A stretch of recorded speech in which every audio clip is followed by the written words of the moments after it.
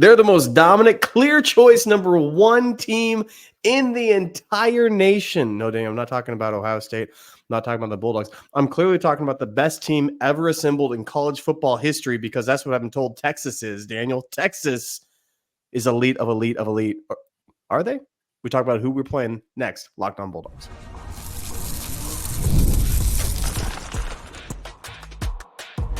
You are Locked On Bulldogs, your daily podcast on the Georgia Bulldogs. Part of the Locked On Podcast Network, your team every day. What is up, everybody? Welcome back to the Locked On Bulldogs podcast. He is Clint. I am Daniel. Today's episode brought to you by FanDuel, FanDuel.com, the official sportsbook partner of the Locked On Bulldogs and Locked On Podcast Network. Thanks so much for being here. Thanks for making us your first listen of the day.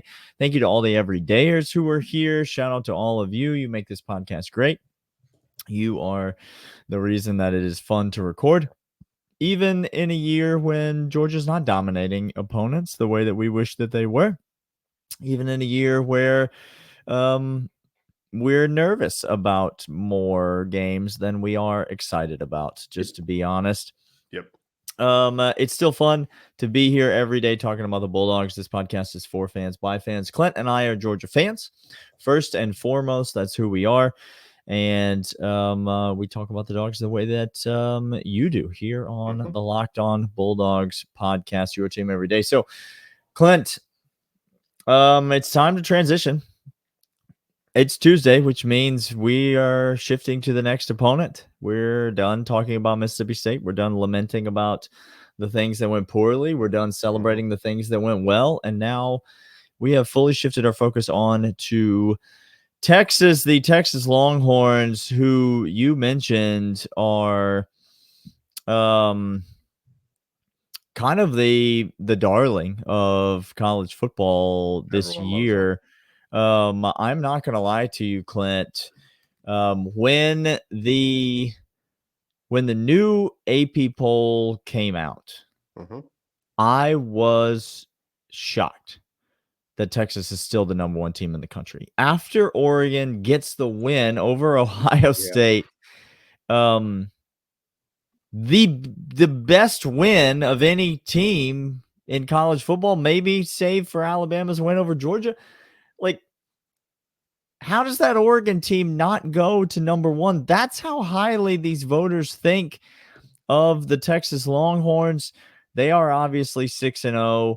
They do get a win over a ranked Oklahoma team at the time last weekend. They obviously demoralized Michigan in week 2 of the regular season this year. And they haven't looked back. Arch Manning started a couple of games. I'm pretty sure that has just only added to the hype train that is the Texas Longhorns. But now Quinn Ewers is back. Steve Sarkisian is in his bag. They are stacked and loaded all the way across the board. So where do you want to start in talking about this Texas team, Clint?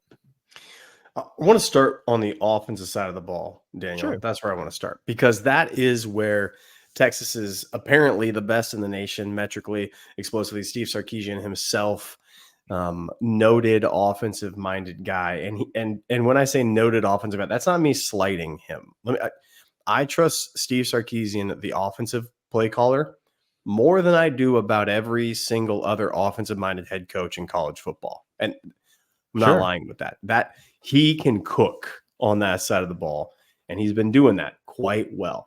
Talk about where this Texas team ranks, and then give you a second and third kind of where they fit in between two teams that we know relatively well. If you look at total yards, Texas is 10th, top 10 in total yards. Rushing, they are somewhere near 40th. They're down on that passing yards. They are up there. Total yards there. They're doing quite fine, quite great. Yards per play, 7 yards per play, yards per game, close to 500. The last couple of games, they've seen a slight drop off because of the competition. Oklahoma Red River rivalry, a little bit difficult for them to get everything going. They did handle that game quite well. The defense has shown out. We're going to get to them in a hot minute. But with the offensive side of the ball, Daniel, they still got playmakers at receiver and they still got playmakers at quarterback. The running backs have taken a hit, but I want to start here and just maybe compare them because I think people get lost sometimes. You hear Quinn Ewers, you hear these guys on the edge, you hear these young recruits coming into Texas, and you hear Steve Sarkisian, and you don't understand where they fall. Just to let you know where they are total offense, passing, like I said, somewhere in the top 12. Georgia, we are ahead of them in passing yards offensively.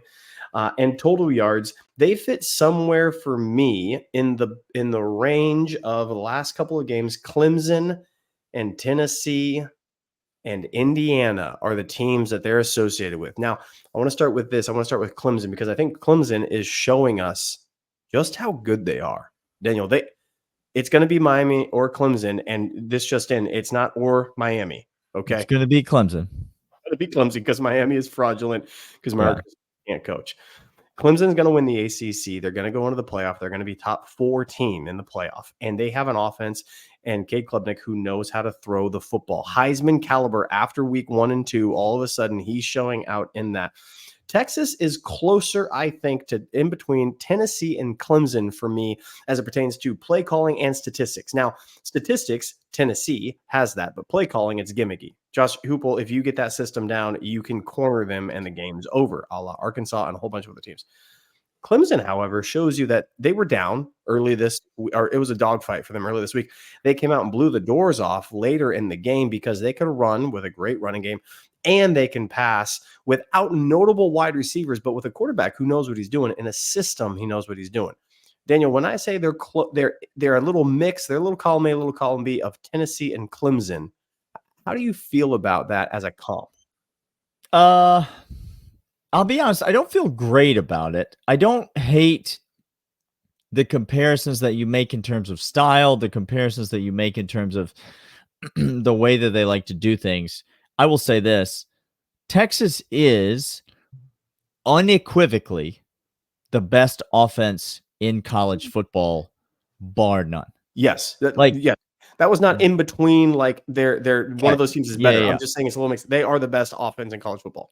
They are. If you look at any advanced metric, like yards per play, like drive success rate, like offensive efficiency, like points per drive, like all of the things that we reference on this show, the things that we tend to think, and apparently if you listen to Kirby Smart's press conference, the things that Kirby Smart tends to think are strong indicators of like what is real in terms of measuring things.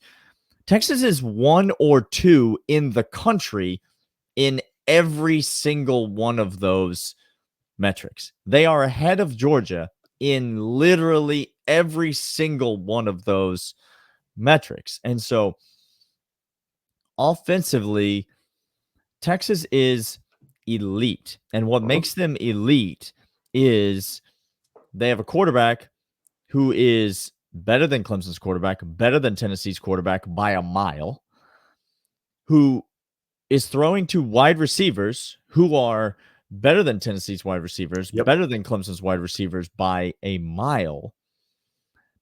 They have the best offensive line in college football, and they're on their 3rd and 4th string running backs. And oh, by the way, the 3rd and 4th string running backs are running for 100, 150 yards each per game.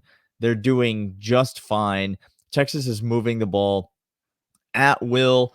Quintravion Wisner, 118 yards against Oklahoma. Quinn Ewers only passed for 200 in that game, but he's 20 of 29 for 200. They were just surgical in the way that they dismantled the Oklahoma defense, an Oklahoma defense that isn't that bad. They're not that awful.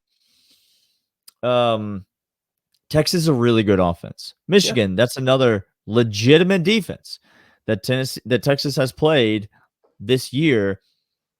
Texas doesn't belong on the ain't played nobody. Now, come back in segments 2 and 3. We're going to talk about what they haven't seen this year.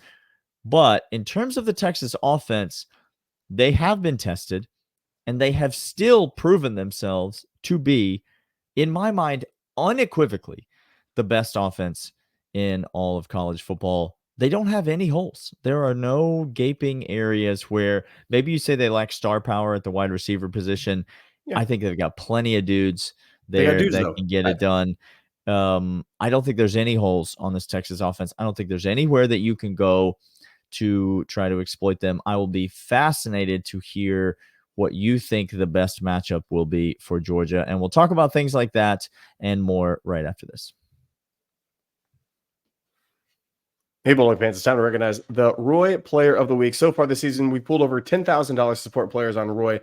Microdeposits lead to massive change. With the Roy app, you can direct your support to athletes you love, ensuring that all funds go to specific players you choose. Unlike collectives, you know exactly where your support is going, and you even receive exclusive content like personal videos and updates after the season. The best part is risk-free. If the athlete transfers, it doesn't make the delivery, the content, you get your money back. This week, we're supporting Nate Frazier, who just pitched in $100, and I'd love for you to join me. Make every $10 difference. Let's show Fraser the love, keep him connected to our school. Remember, pay today, celebrate tomorrow. Your support sets up the team for success. Plus, don't miss out on Roy's exciting giveaway. Win 2 tickets to any game in November. Just download, or a game in November. Just download Roy, create an account, enter referral code LOCKEDONCollege, and you're entered. Already on Roy, any contribution to an athlete's campaign also gets you entered automatically. No purchase necessary. Void where prohibited. Download Roy now. Join the NIL game with no subscriptions, no fees. Be sure to check us out on Instagram, Facebook, and X at Roy_return on you for more info. Support the players, change the game. So, Clint, we talked about the Texas offense. Before we transition to the other side of the ball, the Texas defense, I'm curious. You mentioned, did you say this to me or did you say this on the podcast? It's all running together right now, Clint. It's a lot. I'm not going to lie. There's a bit of a haze. You mentioned this week Texas propensity to throw the deep ball. They do like to take shots downfield. It's part of Sark's offense. Quinn Ewers certainly has it. They've got the playmakers and wideouts to do it. You mentioned a little bit more zone coverage. This might have been Saturday night. You mentioned this. A little bit more zone coverage from Georgia. Maybe a little bit more too high look. So you got man on the outside, and you're playing a little too high safety over the top, trying to protect the sidelines against the deep throws. I submit to you, Clint, can Georgia do that? I think they're going to get run all over if they do that. I think Texas is just going to run it down our throat if that's the defense we try to play. I think Georgia's got to try to do the terrifyingly scary thing and do what they always do, which is make a team one-dimensional, try to commit to stop the run, and try to make a team beat them in obvious passing situations over the top. What say you? The games Texas has passed to set up the run, Daniel. That's their game. They have passed to set up the run. They go through Ewers. Ewers can scramble as well to get out there. The Michigan game, the most likely. So the games I'm looking at, I'm going to take Colorado State off. They're trash. I'm taking UTSA out. They're more than trash. I'm taking Mississippi State out. Our offense did well against the defense. We're not talking about that's what we're talking about. That's the side of the ball we're talking about right now is the offense for Texas. Okay. I'm taking those out. I'm taking Louisiana Monroe out, which leaves us with 2 games, Michigan and Oklahoma. In both those games, there was zero zip chance that anybody was stopping the pass the entire time. Michigan gave up that first big play on the first drive passing. They were down big early, kind of snowballed from there, and then they ran after that. I think that if you set up Quinn Ewers, I think Quinn Ewers is such the dude. And Steve Sarkisian's offense is this. This is what I mean. It's got a little Tennessee in it. Not a lot, just a little Tennessee. That they want to take shots downfield. They want to take the risk. They want to take the chance. And if you take that away and make them run against our linebackers that we've mentioned, eyes get lost. No, there is no doubting that. But if you're just reading and reacting and going, I think that bodes well for us. So you still like dropping safeties back in coverage, letting our linebackers go one-on-one, trying to stop the run, trusting the interior of that defensive line. You still like that as an approach? It's been fine. If we played the outside run defense has not been fine. Okay, but that's a whole nother thing. That's a whole other thing. But that's not where Texas has done majority of their work. It's been inside zone. They've done a majority of their work. They've got a couple RPOs in that, but they want to do inside zone, and then they want to take some shots over the top. I think if you limit those, if you make them march, which teams that march against Georgia don't have nearly the success as other teams do. It's blown coverages, blown assignments, it's big plays. That's what gets you. I think if we limit those, and I think that's going to be Malachi Starks, I think that's going to be Smart's entire messaging. I like our linebackers. I like our defensive line who's been wreaking havoc. I like the coming on of McLeod. I like Ingram Dawkins, the coming on. If you give me those two interior and less Chaz on the outside, then I'm happy. I hear what you're saying. This Texas offensive line, though, is formidable, Clint. This Texas offensive line is not just as good as Georgia has played. It is as good as Georgia will play all year. And so it is a big ask. It's a big ask to see it happen. But I do agree that you gotta try to make teams march down the field and drive against you. I just kind of think this Texas team doesn't have much problem doing that. Either way, this Texas offense is real dang good, y'all. Like they're really, really, really good. Better than Tennessee, better than Alabama, better than Ole Miss. By far the best offense that Georgia will play this season. By the way, Georgia's offense, statistically, in a lot of these categories, better than all three of the teams that I just mentioned as well. Yes. So, two pretty good offenses, which brings me, Clint, to the Texas defense. I said Texas does not belong on the ain't played nobody list, right? They have played people. They've played people. But they ain't played no offense. No, Daniel, let me tell you this You went through the list and you reduced the games to Oklahoma and Michigan. Okay, go ahead. Them ain't no offenses, Clint. There ain't no offenses represented among Oklahoma, and especially that week 2 Michigan team, y'all. Don't forget what we were looking at that week 2. We were starting that poor little kid that recovered from leukemia or whatever. Like it was like a Make-A-Wish situation. I legitimately believe that somebody went in to Jim Harbaugh's old office and was like, "Hey, we got this kid and he wants to play quarterback for Michigan. So this is last wish." That Davis Warren kid was playing quarterback. Michigan did not have any sort of an offense whatsoever. None whatsoever. Oklahoma does not have any sort of an offense whatsoever. Texas has not played anybody. No. On the offensive side of the ball that even remotely resembles this Georgia offense, Clint. No, not at all. I mean, UTSA has Kennesaw State is who they beat, and it was 28-16. Texas State, I'm sorry, they had another win against, a nobody as well. But East Carolina, Rice, Texas, those aren't teams that you can consider at all. Mississippi State, you saw what they were, and you might say, well, hey, that's an offense that put points on us. Well, again, 14 points. We already talked about that ad nauseum. Colorado State hasn't recovered since a long time ago. Michigan doesn't have a quarterback, can't pass on anything, and Oklahoma doesn't have anybody to pass on. They haven't played nobody offensively, Daniel, and they haven't played anybody that has a quarterback that's competent whatsoever, or wide receivers like we have. Now we're rolling in one of our best games, Carson Beck, coming off of an Alabama game, coming off of an Auburn game, coming off of Mississippi State game, in which he balled out and showed out, and now all of a sudden he's in the top performers in the SEC yards per attempt, completion percentage. That's who Carson Beck is. So we might be saying to ourselves, yes, Texas' best offense we've ever had. I said this to end, maybe on the overreaction I said this.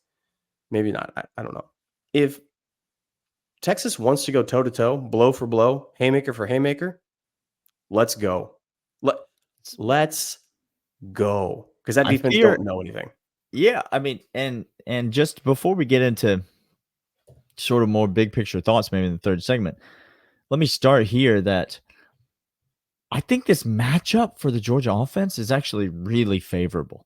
Oh, yeah. Like, Georgia has kind of quietly, and much to the chagrin of many Georgia fans, kind of found their identity on offense. And ironically, Clint, Do you remember how Mike Bobo's the worst? And do you remember why he's the worst? Oh, because he can't score points, Daniel. He just runs the draw on third and long. Like he just this Georgia team ain't concerned about running the ball whatsoever. Nah. This Georgia team has figured out who they are offensively. This offensive line can pass protect as well as any group in the country. Carson Beck can read a defense, and these wide receivers are coming into their own. You saw it. You've seen it pretty much every time the Georgia offense gets cooking. It's not the ground game. It's not what's happening on the ground. It is Carson Beck going 5 wide and putting people in compromised positions in terms of coverage matchups. Yep. Finding mismatches because he's got time in the pocket and delivering the ball down the field. That's what Georgia wants to do. Yep. Now, this Texas defense, if they are anything, Clint, they are stout in the middle.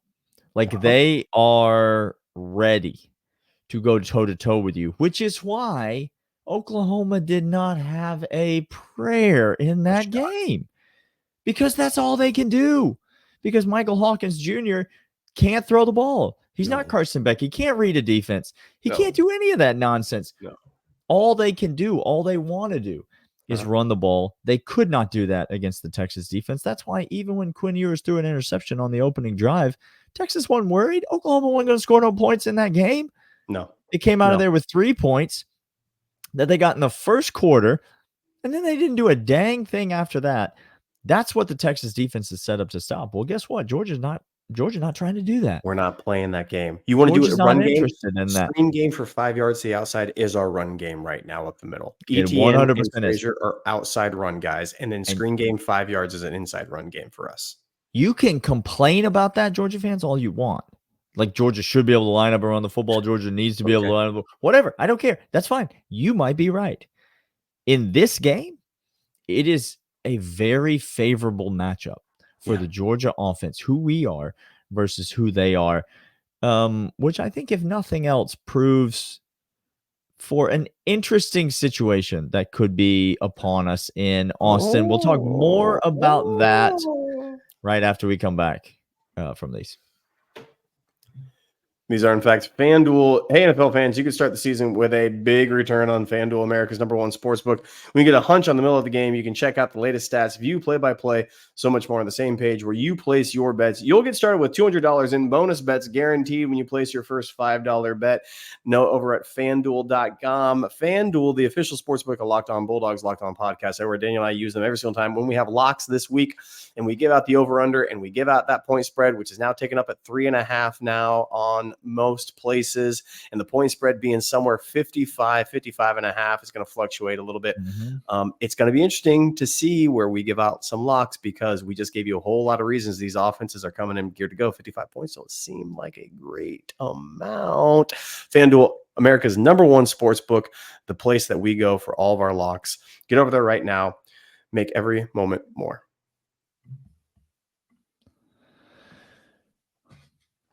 But Daniel, you say, and I can hear you.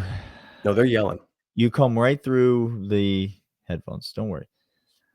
But Daniel, you say Texas is #1 in America in passing yards per game allowed. Only 126 passing yards per game allowed.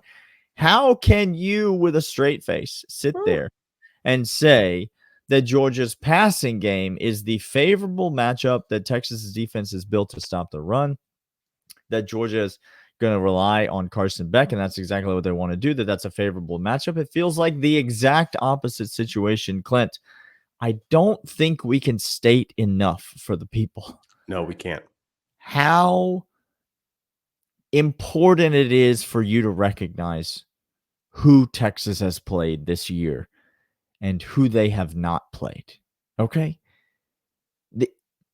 These offenses cannot, and I repeat, cannot throw the football. Like, not that they don't know it's against the rules. Like that's not what we're saying. What we're saying is when they attempt to, Yes. It is a practice. It is an action by which negative outcomes are almost guaranteed. Okay. It's not that they don't care for it. No, It's no. that they physically cannot do it. It's like, it's not that I don't want to fly. Correct. Yep. It's Here we that go. I can't. It's that You understand? we Like, are not built to do that thing. yeah. So I'm sure Sharon Moore and Michigan would love to pass the ball. Gosh, they would die, Daniel. Yeah. They can't. See? No. They can't do that thing. Oklahoma had to bench their prodigy quarterback My that they gosh. let Dylan Gabriel walk so that they could keep. Fire Venables. That's a fireable offense. I don't That know. right Oklahoma fan. there is a fireable offense. He should have been let go. They let Dylan Gabriel walk so they could keep a guy that they had to bench to put in a guy that is in no way ready, who's got Yeah. some grit and toughness Sure. He and is tough. some moxie to him, but he's a runner. He's not really a thrower at this point. Texas has not played like Mississippi State is the best passing offense that Texas has played by a lot. And Mississippi State's passing offense 2 weeks ago, 3 weeks ago, whenever that game was nowhere near, was a shadow of its current self. And that's not an indication of, that's because they have progressed. Yes. Because they've gotten better. Yes. Texas hasn't played an offense that is capable of throwing the ball yet. Georgia passed for 459 yards last week. Georgia is an offense that is more than ready to spread you out. Yep. And say, these 5 guys are going to horseshoe the quarterback and we'll be fine. And now hold on, Daniel. You mentioned the offensive line not being particularly great, except what's the one thing that they have done exceptionally well? Well, they can't move anybody in the run game, Clint. Okay. They're going to hold on the perimeter when we try to get outside, Clint. Sure, that's going to happen. But they can form a pocket and give Carson Beck some time to operate. When Carson Beck has thrown interceptions this year, when he's made ill-advised throws, which he's done, inconsistency. We talked about it yesterday. Go listen. When Carson Beck's done that this year, it has not usually been because he's been under duress. The offensive line has largely performed well in passing situations. And so, yes, Texas is number 1 in the country in passing yards per game allowed at 126 per game. Check back with me on Sunday and see if they're still in that top spot. I'm just here to tell you that Texas defense is built to stop the run. Yes. Which is why the fact that they've matched up against running offenses exclusively this year, with the exception of maybe some of the, the Division II teams or the, like the lower that we don't know anything about. That's a very favorable thing for a 6-0 Texas team. That's a very favorable thing for this Texas defense because, they've allowed some rushing yards, but the amount of rushing yards that they allowed to Michigan compared to the amount of rushing yards that Michigan typically gets in a football game, you see that this Texas defense is still built to stop the run. That's who they are. Georgia's built to throw the ball, not to run the ball, much to the dismay of Georgia fans this year. But I'm telling you that on Saturday night in Austin, NASCAR's in town, Daniel. Let me just, no, they are. Somebody's in town. Formula One or whatever it is. I don't know. Whatever. Formula One. Sorry. Are you emotionally ready? We've had enough X's and O's. We've had enough of the numbers and the stats. Let's get real. This is a podcast for fans. Do you have the constitution for a shootout on Saturday night? Be honest with yourself and the people here. I was dead inside Alabama, Daniel. I went to the brink. Mm-hmm. I stared into the abyss, and the abyss stared back at me, and I didn't like what it said, Daniel. That's between me and the abyss right now. I'm going to keep that private, okay? But I think that experience, Between me and the abyss. I think that experience gave me some perspective. And truth be told, I'm here for it, because why I'm here for it is, if you're telling me in a shootout that you need a sack, a turnover, or a timely, well coached series going down, Okay. Yeah, one give defensive me stop. Kirby. You need one stop defensively. Yeah. Give me Kirby Smart. And so I'm here for it. That's good for you. I'm happy for you. I genuinely am happy for you. This has been the Locked On Bulldogs podcast, your team every day. We will be back tomorrow and all of the rest of this week. You know, we got plenty to say about this game. We got plenty to talk about this matchup. We might have a little Texas crossover coming later in the week. Stay tuned for that. He's Clint. I'm Daniel, and we'll see you guys next time.